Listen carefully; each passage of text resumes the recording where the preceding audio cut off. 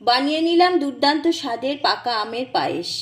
পাকা আমের সিজনে একবার হলেও এইভাবে পাকা আমের পায়েস বানিয়ে নিন। পায়েস তো আপনারা অনেক রকম খেয়েছেন, তো পাকা আম দিয়ে একবার বানিয়ে দেখুন, অসম্ভব সুন্দর লাগবে। একবার যাকে খাওয়াবেন বারবার খেতে চাইবে, আপনার কাছ থেকে একবার হলেও রেসিপি জানতে চাইবে। কিভাবে বানাচ্ছি দেখে নিন। নমস্কার বন্ধুরা, আমার চ্যানেলে সকলকে স্বাগত। আজকে আপনাদের সাথে শেয়ার করছি পাকা আম আর গোবিন্দভোগ চালের পায়েস। তো সম্পূর্ণ ভিডিওটা স্কিপ না করে দেখতে থাকুন কিভাবে পায়েসটা বানাচ্ছি। আমার চ্যানেলটা সাবস্ক্রাইব করে পাশে থাকুন, পাশে থাকা বেল আইকন প্রেস করুন।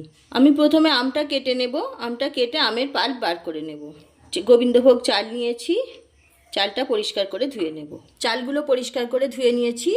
চালগুলো আমি একটু সামান্য নুন দিয়ে হাফ সিদ্ধ করে নেব। পায়েস বানানোর জন্য আমি উনানে একটা হাঁড়ি বসিয়ে দিয়েছি, এতে সামান্য একটু জল দিয়ে দিয়েছি। এবার হাফ লিটার দুধ নিয়েছি, দুধটা ঢেলে নিচ্ছি, দুধটা ফুটিয়ে নিচ্ছি। দুধ ফুটে গেছে, এবার আমি হাফ সিদ্ধ করে রাখা চালগুলো দুধের মধ্যে দিয়ে দিচ্ছি। হাফ সিদ্ধ চালগুলো দুধের সাথে খুব ভালোভাবে মিশিয়ে নিচ্ছি। মিশিয়ে নিয়ে জাল করতে থাকবো। আরও কিছুক্ষণ নাড়তে নাড়তে চালটা পুরোপুরি সেদ্ধ হয়ে যাবে। এখনও পুরোপুরি সেদ্ধ হয়নি। চালটা সিদ্ধ হয়ে গেছে আর অনেকটাই ঘন হয়ে গেছে। এই পর্যায়ে আমি চিনি দিয়ে দিচ্ছি। চিনিটা পরিমাণ মতো দেবেন।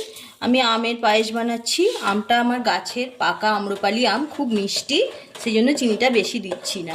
আপনারা মিষ্টিটা বেশি খেতে চাইলে বেশি দেবেন। একটু নাড়াচাড়া করে নিলেই চিনিটা গলে যাবে। চিনিটা পুরোপুরি গলে গেছে। চিনিটা গলে গিয়ে আবার একটু পাতলা হয়ে গেছে। এবার আমের পাল্পটা দিয়ে দিচ্ছি। আমের পাল্পটা অবশ্যই ছেঁকে নিতে হবে। আমের পাল্প বার করে পাল্পটা আমি ছেঁকে নিয়েছি, পায়েসের মধ্যে মিশিয়ে দিচ্ছি। আমের পাল্পটা দিয়ে মিশিয়ে নিচ্ছি। দারুণ কালার এসে গেছে। আমের পাল্পটা দিয়ে আরও কিছুক্ষণ জাল করে নেব। অনবরত নাড়তে হবে, নইলে পায়েস বসে যেতে পারে। ফুটতে ফুটতে অনেকটাই গাঢ় হয়ে গেছে। আমি কিছু কাজু কিশমিশ ছড়িয়ে দিচ্ছি। কাজু কিশমিশগুলো আগে থেকে ধুয়ে রেখেছিলাম, দিয়ে দিলাম। 1 চামচ ঘি দিয়ে দিচ্ছি পায়েসের মধ্যে। পায়েসটা একদম হয়ে গেছে, দারুণ একটা স্মেল উঠেছে। গোবিন্দভোগ চাল আর আমের সংমিশ্রণে দারুণ গন্ধ। তো এইভাবে আপনারা একবার বাড়িতে বানিয়ে দেখুন। আমের সিজনে খেতে কিন্তু দুর্দান্ত হয়। আমার হয়ে গেছে পায়েসটা, গ্যাসটা অফ করে দিচ্ছি। একটা বাটির মধ্যে সার্ভ করে দিচ্ছি। পায়েসটা আমি একটা বাটির মধ্যে সার্ভ করে দিলাম। এইভাবে আপনারা একবার বাড়িতে বানিয়ে নিন পাকা আমের পায়েস।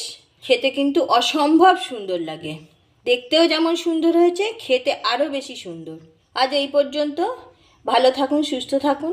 আবারও দেখা হচ্ছে অন্য কোনো এপিসোডে।